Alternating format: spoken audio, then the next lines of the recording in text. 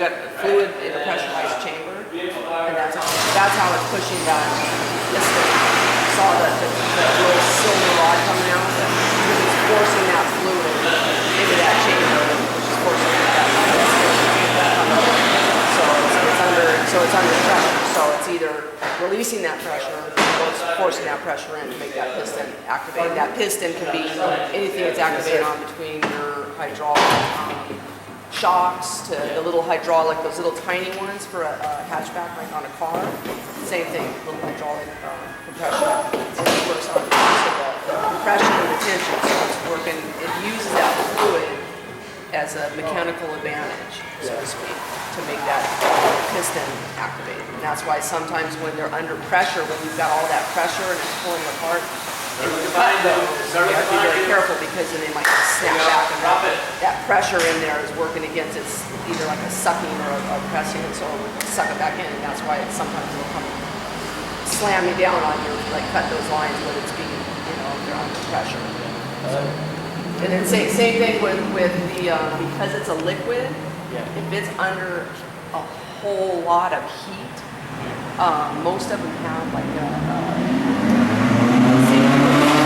some of them will have like a safety relief valve. So like if it's in an engine, it might be a safety relief valve that's over 200 degrees or something, because you're already going to have really high engine heat, triple digits running around, inside there with all the hot air. So it's got to be something that's not going to set it off just regular, normal functioning, but all of a sudden you have a vehicle fire, and one of your tires is on fire, it's putting all that heat on that piston, and that heat of expansion, so that liquid in there of the hydraulic is going to expand. Well, it's got to go somewhere. So sometimes they will have a safety relief valve to relieve that pressure, so it'll bust that valve out at a certain temperature, it'll melt it, and all the heat will go out. Or sometimes they explode. There's nowhere for that heat to go, or it'll pop the, often what will happen is there'll be like a rocket, it'll shoot that piston out that rod, and then the chamber will go, somewhere else, because it pushes it out, and all of a sudden with such force. So that's one thing you have to be careful with, hydraulics and hydraulic pressure. Is usually there's some type of safety relief if they're going to be exposed to a high temperature. There's a chance of them being around a fire or something, so you don't have a levy, boiling liquid expanding vapor explosion. Is what we call a levy.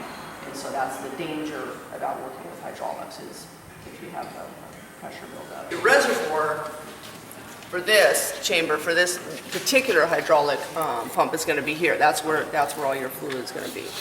And then your cylinder, here's what we would call like the piston that's pushing and activating the mechanical advantage. It's actually moving there.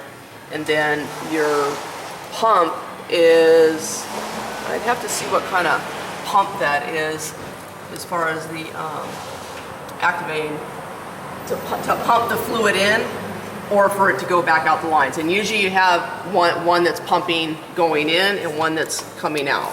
And to be honest, I don't know which is which.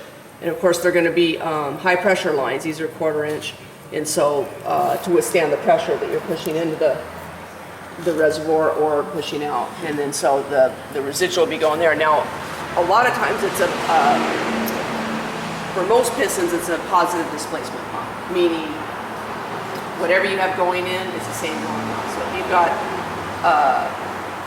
5 ounces going in, you've got a 5 ounce every time it pumps one way, it's going to pump the other way for the other fluid to come out. As far as the pump abilities for most hydraulic pumps, I believe, are positive displacement. So, because like our pump on the engine, we can actually take advantage of the pressure coming in and boost that pressure and increase it. And so there's different kinds of pump. But for pistons, because it's such a closed chamber and closed facility, and it's not like we're worrying about sending fluid other places, it's either in the chamber or out, it's usually positive displacement, pushing it in or taking it out, as far as that goes.